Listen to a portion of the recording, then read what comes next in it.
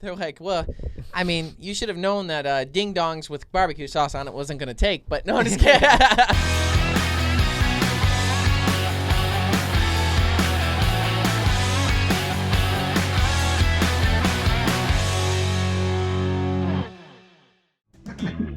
Hello and welcome to episode 104 of the Green Outdoors podcast. My name's Kyle. I'm AJ. I'm Ryan. And today, kind of virtually in the studio, we have the Rufus Teague team. So why don't you guys go ahead and introduce yourself so everyone knows who you are?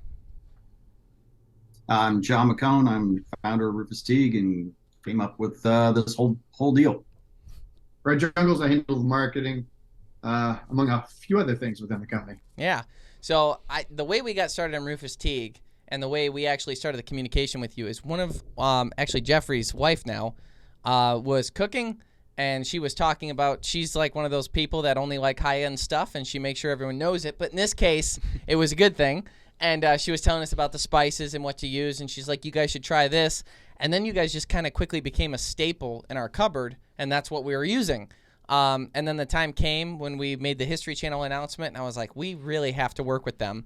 And at the time, I know you guys are going through some different big growth things, too, where now you're starting to be available everywhere, and everyone's kind of starting to have that brand recognition. But it was really cool to kind of, before that happened, we kind of got turned on to you guys, and then after it happened, we're kind of growing together, so it kind of worked out pretty organically. But for those of you who don't know, Rufus Teague, their specialty is obviously spices and rubs, but they also make a lot of different barbecue sauces, and they also make a lot of different snacks. And now they've got K-Cups for coffee, which is awesome because we keep those in the office here. And I kind of wanted to talk about one of the things getting to know these guys too, excuse me, is their background is kind of, they came up with all these really cool recipes and had these big parties where they would have a bunch of people over, and they would have like the weirdest meats you've ever heard of. They would have everybody over, and they would try and cook them with the different seasonings and spices and stuff like that. And they kind of made some video content of it, and that was like kind of their bit, is like their spices can kind of make everything good, which is awesome because we eat some weird stuff. So, you know, with our cooking segments and stuff like that in the show. And for me, we used Rufus Teague exclusively on wild game. Like that was our go-to spices and barbecue sauces for wild game, whereas that might not have historically been your exact market. So for us, it was like, hey, this is, if you're going to do this, if you're going to catch fish, just do it. We were in Idaho recently. So one of the episodes for History Channel, and AJ, you'll probably want to talk to this. One of the episodes for History Channel, we went to Idaho, and we were fishing remote mountains for cutthroat trout, basically these remote lakes that didn't have any fish in them. And because the way fish end up stocking those remote lakes is they pick up eggs, and then they end up traveling there, dropping off the eggs, and then slowly, you know, God's word takes shape, and then it starts to grow and grow and grow, and then you have a fish population. But these remote lakes, they're not going from one body of water to another. So these completely sustainable lakes, or I mean, lake is a heavy word for what we saw. Big old pond, maybe, but they're deep enough. I think the definition of lake, too, is how it's fed. But regardless, they had these cutthroat trout in there that they stocked, and the goal of it was to see if they could get fish to stick in there and actually have the ecosystem work. And that way, people, that we were near the Snake River in Idaho, you get thousands, tens of thousands of tourists come every year to fish for rainbow trout, and the locals wanted a place to go to get away from all the idiots, as they put it. So that's why they did this fish stocking. So we went with the DNR to make sure it worked. And of course, we ate some Rufus Teague snacks while we were there. But beyond that, when we got home at night, we had a few cutthroat trout, one really big hybrid too, rainbow cutthroat mix. And I filleted them up, and then we ended up cooking them. And all I did, it wasn't the healthiest way, but I just took corn oil, and then I took half flour, half pancake mix, and then Rufus Teague fish rub. So what I did was I soaked them in milk, pulled them out, put Rufus Teague fish rub on them, and then dunked them really fast so the seasoning was still on there, and then put them in the mixture of the flour and the pancake mix, which gives it a little sweetness. And then I doused it with Rufus Teague seasoning again. AJ, you said it was the best fit. We've been doing this for 8 years, and you said it was the single best thing I ever put in your face. Yeah, no doubt. I mean, there's something about the boldness and the flavor that really comes out within the fish, and obviously the spices are adding to it. But with the pancake mix, Yeah, the sweetness going on. Yeah, it was insane. Extra crispy. It was And I'm pretty picky, so it was high acclaim. It's in my also opinion. crazy because we were in an Airbnb and like kind of cooking a little sketchy-ish. Like we Yeah. were just scrounging up anything we Yep. could, and it turned I out found the corn oil. phenomenal. It's true. It was insane. Yeah, and I'll be honest too. What were you You gonna want say? another little trick is shrimp scampi. So Oh, you do man. your garlic and your butter and saute all that up, and then add some white wine and some spicy meat rub. Saute your shrimp in there, and it's fantastic. Just That sounds just a insane. little added kicker to that one. That's a good tip there. It just pumps me up too because at the end of the day, in our cooking segments, we make these robust recipes. It's awesome, right? I mean, they're complicated, they're cool, and there's something like if you were to get something and you really wanted to share wild game with your friends and family, you'd be pumped to make this recipe for them. But when you did it, it'd kind of be an all-day extravaganza. You'd be planning ahead of time. You'd be having to create a grocery list and all that stuff. But when it comes to you guys, for 90% of the wild game meals that are put together, it's like you want quick seasoning and you want a way to cook it simply. And you guys offer that for us. It's like if it's fish, you use the fish rub. If it's meat, you use the meat rub. It's, that simple. Mm-hmm. And then as far as like when you get into like geese and things like that, where a lot of people are doing the pulled pork style, pulled goose style, you guys have the barbecue sauce for that too. So it's kind of a one-stop shop where you're not going to get garbage in the bottle. And that's for us. I live in the fantasy world of wanting to do robust recipes every night, but then that's Friday and Saturday maybe, but realistically during the day you're throwing stuff in the crock pot and stuff, and that's where you guys kind of have our back where we know using it won't suck, It's true. That's good to hear. That's good to hear. Put so eloquently. You Eh? won't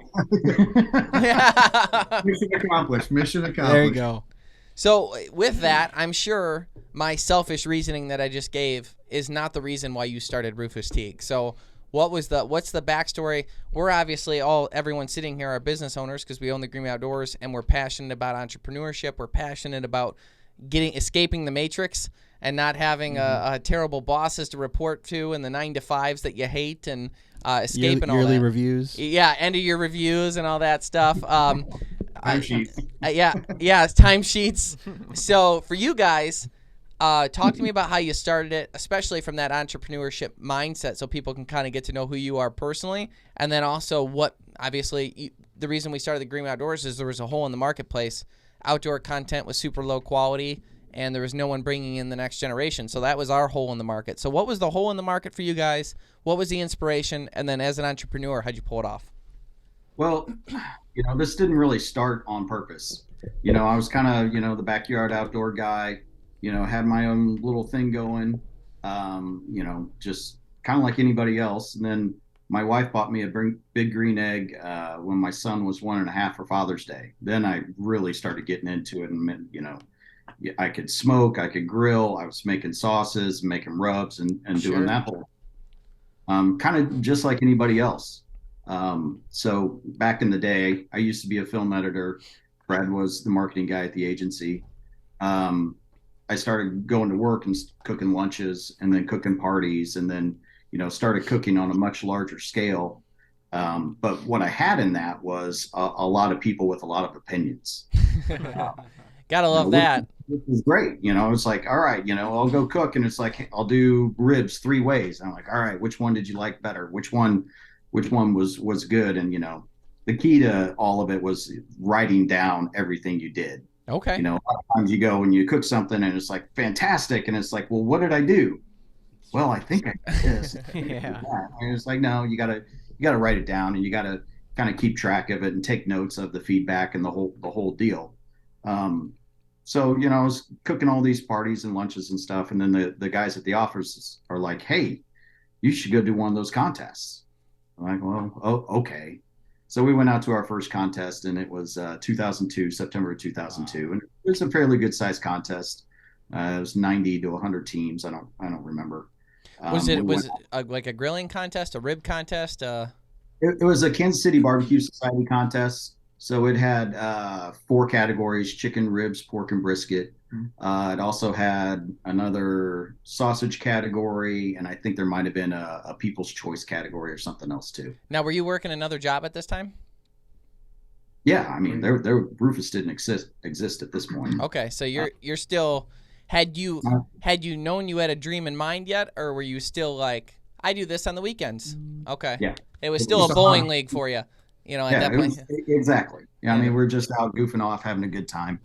And so we went out and did our first contest, and out there sleeping in a chair, and it was middle of September, and the weather was okay, and we're out there, we just going at it, and we're packing and cleaning up all of our stuff at the end after we turned everything in, and we're like, all right, been there, done that, don't need to do this again.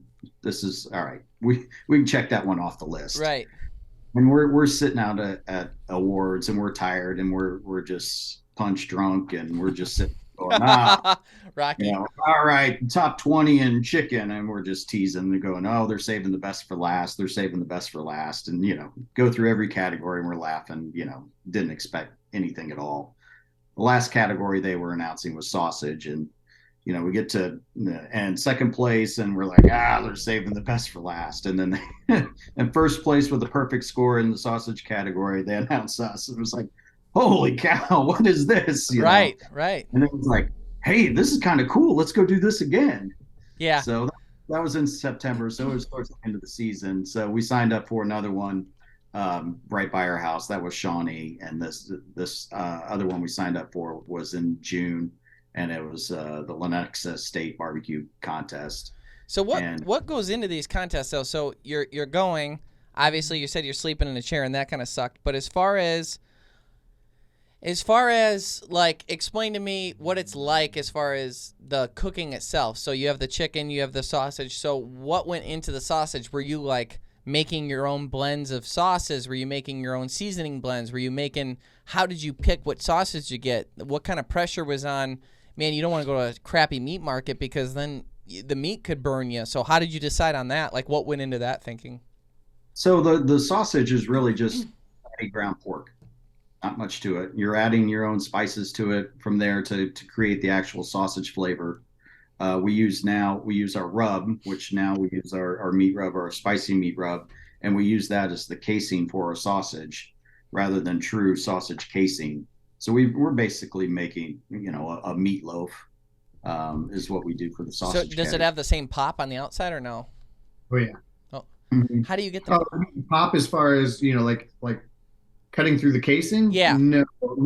It is more like a meatloaf, but you do get a little crust because you've smoked it over the course of 8 hours or so. So the outside does have a bit of a crust. And we'll take it and we'll cover it in honey, and we'll cover it in sauce too, to kind of help with that, getting a nice crust. That sounds pretty. Yeah, and because that's what I was curious about is I know some people are. I never was the one where they're like, oh, those hot dogs have a good pop to them. I'm like, I never liked the pop. It completely differentiates the meat from intestine, and I just didn't appreciate it. I never had an appreciation for like needing that pop. Really? Yeah, like I bite into a hot dog. I'm not looking to pop something. I I like like it. Well, then have it. Yeah, these are essentially sausage loaves, so they're about that big around, long. They're not like a little link sausage by any Okay. stretch. So But that's a competition. That's more of a competition style. So with these competitions, I mean, you're dealing with people that have come in from around the state, sometimes around the world. And if you haven't been to a big barbecue competition, they're pretty interesting. The amount of time, effort, money, and just absolute skill that goes into some of that Dang. is pretty insane. I mean, American Royal is the World Series barbecue here in Kansas City, and you will have people, an entire international segment from Japan and Ireland and all over the place, and a lot of people from Canada, and they will be bringing in like rigs the size of trucks to start cooking, massive amounts of meat. It's pretty amazing. It's pretty amazing. who judges it? They have. He goes, well, my mom did. That's but yeah. Technically, you're supposed to be a certified Yeah, judge certified. by the KCBS, the managing organization, and there should be one judge for every team. Okay. So But your meat only gets judged by 6 people. okay. Yeah, because they can't all eat 100. That's a lot. But Yeah. so, you got a perfect score though. So there wasn't a hair out of place. It was just perfect. Yeah. That's Or pretty you cool. get judged on appearance, taste, and tenderness. And we got 9s across the board. Would you say that sausage is still your strongest suit? Actually, we've been failing with it lately. Yeah. No, and definitely not chicken. Chicken's a hard category. It's a slippery one. I feel like Uh, chicken pulls in a lot of opinion because it's a bit of a blank slate. Yeah. You know what I mean? So it's like, I don't like fettuccine Alfredo, so I don't want chicken that has Alfredo sauce on it. And you might like chicken that has marinara on it, so you're going to vote for the one. I feel like that's a little unfair. They need a great Yeah. big guy to do the judging who doesn't care, Yeah. you know? Like, It's real yeah. hungry. Yeah. No, that's interesting. I just find the whole bit, interesting as far as the competition goes. So you won the first one. So talk to me about the next steps. What happened after that? The next one we did, which would have been in June the next year, we went out there and it was competition is twice as big, 170 plus teams. And we went out and I don't think we got a call in anything. So we didn't get top 10 or top 20. I don't know, whatever they announced at the time. Then we finally got the score sheets, and I think it was the next day, and we ended up getting 7th place overall. So no, we didn't have anything that was, that rose to the top, but all 4 things were very strong to get 7th place overall. Yeah. So at that point, we're kind of like, oh, we might be onto something here. This is kind of cool. What was the first product that you guys came out with then after this? Honey Sweet was the original sauce. Okay. Was that because of the honey and stuff that you were doing with the sausage, or was that just because you're like, hey, this worked in the lab? That was just the blend that I come up with over time. It was just, and then it had a bunch of honey in it, so we just ended up calling it Honey Sweet. Was it tough to transition from the idea, and talk to me about that transition, from the idea to making it yourself in your kitchen to bottling it and getting it to be mass produced and still taste the same? It took many attempts. So what you end up doing is the first time I went down there, I had a test batch of my blend of sauce, and then you have to measure out every ingredient to go to the plant, and then they take and weigh every ingredient is how you get the formulas to work.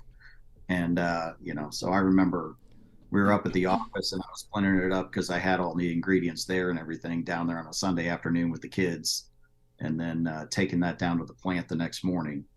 But that's how you go do it. And then after that, you start playing and adjusting and getting it the way you want it to get a finished product. So your kids got to see this from the very beginning then? Oh, yeah. That's got to be pretty inspiring for them. They've eaten a lot of barbecue. What's that? They've eaten a lot of barbecue. Yeah. Yeah. Oh, yeah. What do you think? They're like, I don't know. I can't eat anymore. When did you know you were making the jump from this is a hobby to we better turn this into some income? Like, what was the moment? Not exactly like when the transition happened, because obviously when you were making Honey Sweet, that was it. But what was the first time where you're like, okay, I'm going to do this? Well, it was kind of weird. So I was able to work, both jobs, we'll call it that at the time. And for the first 6 years, I did it 100% by myself. And it was just, we owned the company I was working at. So we had the building. I just made a shipping station down in the basement, and I was bringing all the product down to the basement. And, when orders came in, I just went down and filled them when I had time, and, no big deal. But did that for about 6 years. And then, we started getting some store placements, and we started getting some distribution going. And then it got to the point where I can't do this anymore. So I hired a office manager gal to handle all the orders and make sure everything was getting shipped. And then another sales guy to go out, Get some and more start sales. getting some store placements. And, Brad was involved, basically since day one.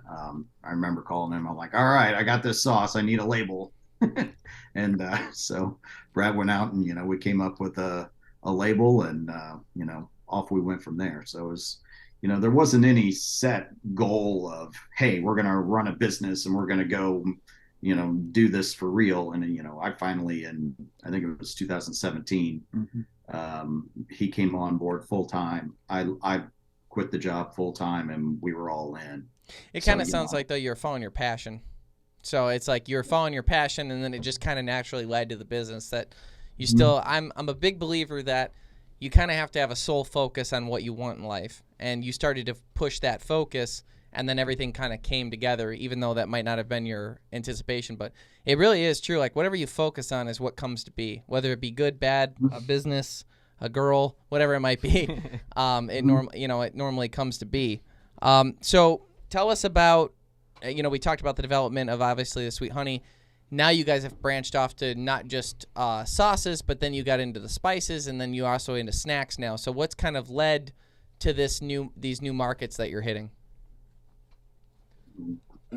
So, I mean, quite honestly, I mean, so, John made the first sauce, was winning awards, made another one, different flavor, started winning awards. And so it became sort of a passion, and it was something that, quite honestly, it was fueling itself almost from the beginning. And then the rubs started coming out because they were all things that had been made specifically for cooking and competitions, and then also just kind of branching out. So ultimately it came, and I think we came to the realization of 2 or 3 years ago that people love barbecue sauces, they love dry rubs. They may be in their pantry for quite some time or refrigerator for quite some time. So we just had a passion for barbecue across the board. We came from Kansas City. Kansas City is a huge barbecue culture. So ultimately, what we started thinking is, wow, we have the opportunity to bring barbecue into lots of different situations, not just and still using those same flavor profiles that John started with, but expanding those into products that are more of a daily snack. He drinks coffee like nobody's business. So, we smoke roasted some coffee and started, a little line of coffees. And so it's really just trying to get the barbecue culture into as many different hands and as many different places as possible, but always trying to kind of get back to those core flavors, those core recipes, and ultimately, best in class, we believe, flavors across the board. Yeah, it's kind of funny. One of our sponsors is called Ego Fishing, and they specialize in fishing tools. So it might be pliers, it might be fish scales. They make those bags that you take up to the weigh stations when you're doing, weighing in your fish, and coolers. And the thing about them that they ran into was I was talking to the owner about it. He's like, our stuff's a little bit more expensive, but you'll never have to buy another pair of pliers. You'll never have to buy another cooler. You'll never have to buy another, because it'll last forever. And it's like one of those things is like for you guys, so he runs into a bit of a unique thing where he's constantly trying to get the new customer in because his customers love his product, but they're good now, and for you guys with a bottle of spice rub and barbecue sauce probably goes through a little bit faster, but you could see it sitting in the refrigerator door for a bit. But you guys kind of ran into that same problem where you're like, people are buying it and they're happy with it, but now you're capitalizing using the brand name to continue to sit in front of those clients because they're like, oh yeah, their spice rub's great, this will be good too. So that from a marketing standpoint, that makes a lot of sense. And that also goes to show how important the branding is for you guys too. Brad, you've done such a good job with that as far as like it means something. It's a staple of quality when you see the name, which is good. And I think your guys' packaging kicks ass. Especially the barbecue sauces. That's like you feel like you're really getting something. Yeah, we haven't been the most business minded people, probably, to be quite honest. So I mean, we actually just did a little taste test the other day where we had 30 competitive sauces that we tasted, which I don't recommend doing at one time. Oh yeah, it's like smelling candles. Like once you get to 4, you're like, I don't know what's what. Yeah. So we started looking at it and we're like, oh my God, everybody uses corn syrup or what am I saying? Cornstarch. Sorry. Cornstarch now to thicken it up. And we still do it the old school way where you keep cooking it until the water evaporates and it's a thicker, more robust, flavorful sauce. So ultimately, that's one of those things that I don't think that either one of us even realized up until the last couple of weeks, how much more effort we put into it. So ours definitely costs more. There's definitely a reason for that. And so we always try to do, whatever the right thing is. We try to go non-GMO. Like John started this before the craze ever hit of, trying to get non-GMO, gluten-free, kosher. So really had a lot of emphasis on the quality from day one. Well, for And that you and know, that's part. And it came from the competition side. You're putting out your best foot forward. You're Right. you're relying on one, maybe two bites on somebody to judge your food. You want to have the best thing out there for them that you can. Trust isn't built in a day. It's built over time. The early hours and the late nights. It's built by doing the work and pushing the limits every day. Because the promises we make are the promises we were built to keep.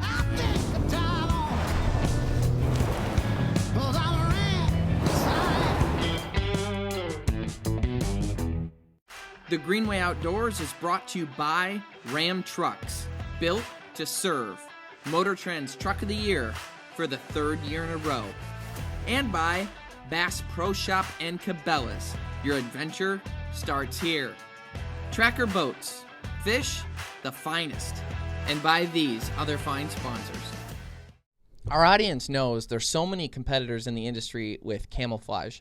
And we just got back from the National Wild Turkey Federation, and you walk around and you see all these new camo companies, and a lot of them, like, there's something wrong with the shirt, or there's something just a little bit off, or they're so rushed to go to market that the idea of starting a clothing company is so important to them that that's their focus, and then the product suffers because of that. And we did the same thing kind of as you guys were, is like we took this really long approach where all we cared about was production quality. We didn't have a sponsor until the 4th year. We were just hemorrhaging money. It was crazy. But the point is, like, we were so focused on the product being the best.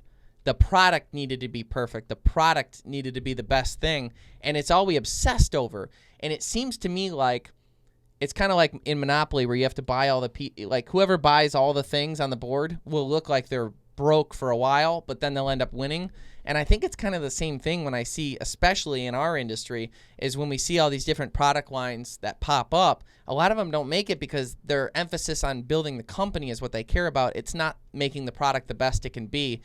Your passion, and I think God works in mysterious ways and likely guided you the way that he did, but your passion led to creating the product the way that it did so that the product doesn't suck. And like you said, cornstarch, everyone's using it and this and that, but they're just trying to move product. They're running a business. And you're like saying like, well, we're not really business minded, you were saying, or you haven't been, but that's what led to your product being the best. And that's why, you could say the same thing for the person playing Monopoly that bought up all the pieces on the board that, well, I don't have any cash right now, but we'll see you in 2 hours. You know what I mean? And that's kind of the deal. Nice. And that was, I obviously have gotten to know Brad pretty well. And I was pumped about working with you guys just because the quality was so high. It is so good. And again, it's just the perfect market for us for wild game. You made my life a lot easier too. So for that, I appreciate it. But I'd like to. Fantastic. It's been really great getting to know you guys, and we just love what you're doing so much. I really feel like you can see the quality in your production and the effort that was put into it over the years leading up to this. So I'm just super excited for you guys. thank you. Thank you. I'd like to know what goes into, for the lack of a better term, troubleshooting new flavors. Oh, yeah. Troubleshooting. Yeah, like so you're like thinking of a new sauce. What goes into deciding that, oh, this is it? We finally got the right one. He's like, your kids, Marty. You feed it to your kids. Nice. Well, and that's true. You do Okay. feed it to your kids. You feed it to your neighbors. You feed it to everybody that you can think of. And the hard part is everybody wants to tell you it's great. Right. Yeah. And that's not what you want to hear. You want to hear Exactly. the criticism, and nobody really wants to tell you their honest opinion. Oh my gosh. Do you know how God love her, but show a new episode to my mom and I have to hear high praises, how great it is. And you're just a little frustrated because you're like, stop telling me I'm perfect because I'm not. And I need to know, Yeah, my dad's done pretty good at separating it. We were talking about putting together the group for the History Channel episodes to do like a bit of a screening group to see if anyone caught anything that maybe we missed or something like that. Yeah. And my mom was like, "Well," I'm like, "I'm not asking you. You don't get to. You're not even on the consideration board, okay? I don't need a pat on the back for a half hour over nothing." So, Yeah. I mean, one example was we were with my wife's cousin and we were testing something, and I put it out in front of them, and they're like, "Oh yeah, it's pretty good, whatever." And then, the next time we see them, 6 months later or whatever, and they're like, "Oh, whatever happened with that product?" And I'm like, "Ah, we didn't think it was good enough," and we scrapped that. They idea. agreed with you after that, didn't they? And they were like, "Oh my gosh, those things were so bad." Oh! I'm like, well, why did you say that at the time? Come on, you're killing me. They're like, well, I mean, you should have known that ding dongs with barbecue sauce on it wasn't going to take. But no, I'm just kidding. Nice. No, that's the Well, there thing, were though. ding dongs with barbecue sauce in them. Oh, Nice. Okay. Yeah, you never Hey, know. You never know. We're about to be deserted on an island for like 5 days, doing a survival episode, and we're taking some of your spices and some of your sauces, and I'm gonna go heavy on the honey one to try and get some carbs while I'm out there. But geez, we're gonna be just surviving. But it's just funny. Is like I bet we'll have weird cravings that would lead us to something into those ropes where you won't want to take our opinion for the first 3 days when we get back because everything will sound Everything good. sounds Gummy shrimp. Yeah, exactly. Be like pregnant women out there. I'd like to know what was the what happened after Mark Zuckerberg talked about you on that stream? Well, you saw that. Yeah. Oddly enough, not a whole lot. Okay. Yeah, we probably that's probably on me for I should have probably pushed that more. Zuckerberg hasn't always been the most loved person. Yeah, in the you world. don't know. You don't You know. don't know what you're gonna You get. don't know what you're gonna get with that. And so I think we were a little apprehensive of going too all in on it.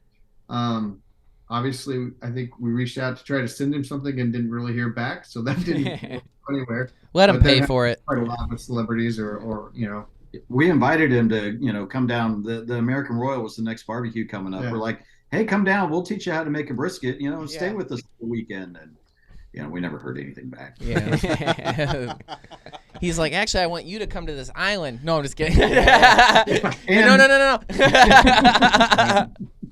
I just wondered if after what's the power of his word is basically what I was wondering. Is it does something when he says something like that, does it just massively explode, or is it just like a normal? He's like, I could see why he asked the question because you could see it going either way with him. Yeah, you could see it being good or bad. I really could. Yeah. True. So we didn't really notice a big spike after that. No. And it was right at the beginning of Facebook Live, which I don't know that people had quite caught on to 100% at that point. So, it certainly got some views without a doubt. But I think it was one of the very first Facebook Lives. Yeah. It was almost like their beta test on it, Right. okay. and that whole piece was part of a hour and a half of those guys just sitting out there on their back patio. Yeah. Had to feel like a pretty good compliment though, seeing that. yeah, Was there any part of you guys? One of the cool things is I will say too is like when someone from Costa Rica is like, "Hey man, we love your show," or someone random that we don't know reaches out. It is kind of neat that it's that It's out there. you impacted them and your product's out there impacting people and you may not even know when Yeah. it does, which is cool. I was gonna ask you guys another question, but getting back to how people can actually find your products and get them. On our website, if you go there and you click on our partners, you'll see Rufus Teague. If you click on that link there, it'll take you right to their website, and you can get to them from there. And obviously, we've discovered here in this area, obviously my mom has noticed too, that you guys are in VG's, which is, kind of the perfect store for you because VG's is the store you go to when you want to pay a little bit more but get much better quality products. Yeah. Not quite Whole Foods expensive, but more like that. So how would you recommend? I know there's something on your website where people can go and see where they can get it in stores, but is buying it on the website better? Do you recommend buying it on any specific website besides yours, or what's the best way to go about getting it? We have lots of avenues. Our website, obviously, we have a pretty good Amazon presence. Any of the large scale grocery store chains, we're probably have at least a SKU 2 or 3 in there. But all of our new snack stuff is pretty new. We're still just trying to penetrate the market with all that, the coffees, the nuts and the corn nuts and the seeds. Those are all relatively new. So we're still working on, that distribution channel takes a while. We haven't gotten any of the corn nuts or the sunflower seeds yet, but I'm pumped for this trip to be snacking on those. We got the coffee. We got the dry seasoning. We've got the barbecue sauces. We've tried all of those. And now we're fresh out of everything, so it's getting weird over here. We've got a big box on the way. Yeah. On the way. So, won't be long. Yeah. I'm excited. We're really excited. I mean, they're not corn nuts. They're crunching corns. Crunching corns. Right. Okay. Yeah, that's I it. know. I'm sure it matters. Like Nabisco or something. But Yeah. I think you'll see that we think they're much better. I don't know. They're twice the size of a corn nut, and they're just puffed more. And I don't know. Oh, I love it. We can't quit. We just can't quit eating them. Well, that's where we're We have 2 more flavors in the works. Yeah. nice. We go to their office and they have straws in the barbecue. You guys want something to drink? We have honey. We've got yeah. Carolina. Oh, Yeah. man. That's awesome. We got the fountain machine where you just Oh, it's like the yogurt place, but it's barbecue sauce. Yeah. It's like froyo. Before we let you guys go, you guys used to do all these different wild game cook-offs and having a bunch of people over and sampling it and trying it. What's the one meat from each of you that stands out that ended up not being bad at all, but somebody might not have guessed that?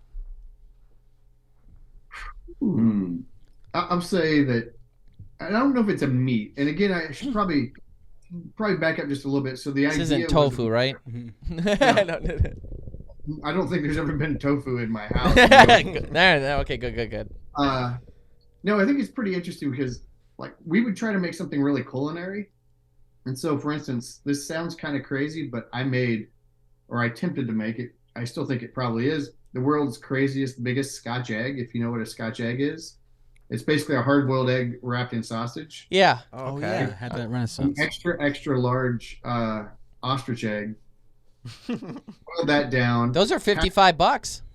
We just saw them in the Everglades. They had them for sale in the Everglades for $55 at a place called Rick's. one. Rick is here. Robert. Robert is here. He wasn't there. He was full of it anyways. But yeah, we saw him $55. This one was more. This one was I think this was like an $80 Jeez. egg from a farm in New Mexico, but it was massive. And then I packed that in ground zebra and wild boar. I made a sausage out of ground zebra and wild boar. I packed that.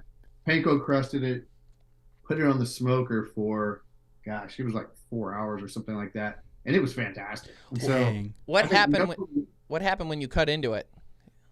it was a lot of sausage with a big gelatinous egg in the middle, Yeah. and I had a little like a Dijon sauce that went along with it. But it was one of those things that I think everybody was a little skeptical at first, and then once we started diving into it, it was a big Sounds hit. awesome. I want to get to that point of cooking. Yeah, Yep. yeah. I want to Ground ostrich zebra? Rick. Yeah, What are you that. talking about? I know. Even the bet zebra it's thing's good. interesting because you're taking you might not know this, AJ, too, but like I talked to a lot of the guys that did safaris, and they'd be like, "Oh yeah, we shot a zebra, and then we used that for the bait for the leopard or whatever it might be." And like you don't hear about a ton of people eating zebra, like you just don't. Okay. So that's kind of cool that you made use of it. Yeah. One thing that we did, and I got a lion thigh. And Okay.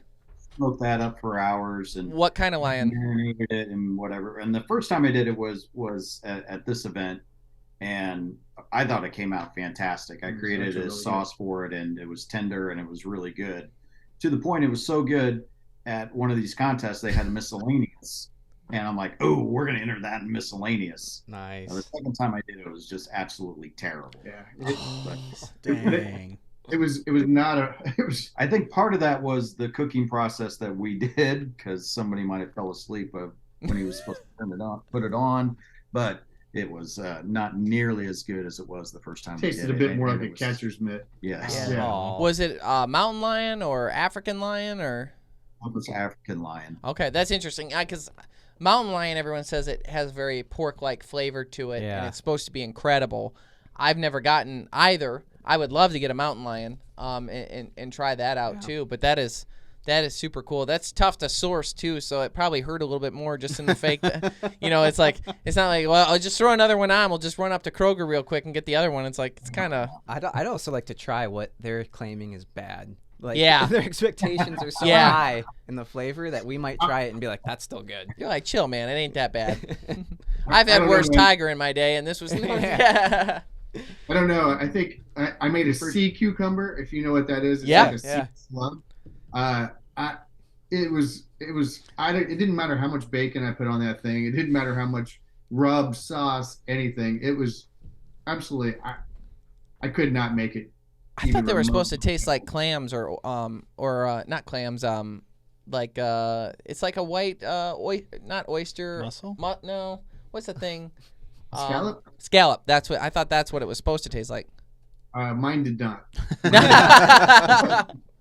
It tasted like sea dirt. I don't know how to describe it. Well, I hope this information I wanted you guys as our audience to kind of get to know the Rufus Teague people. Also know the backstory that we were using them before we partnered with them, and then kind of just see the faces behind the brand.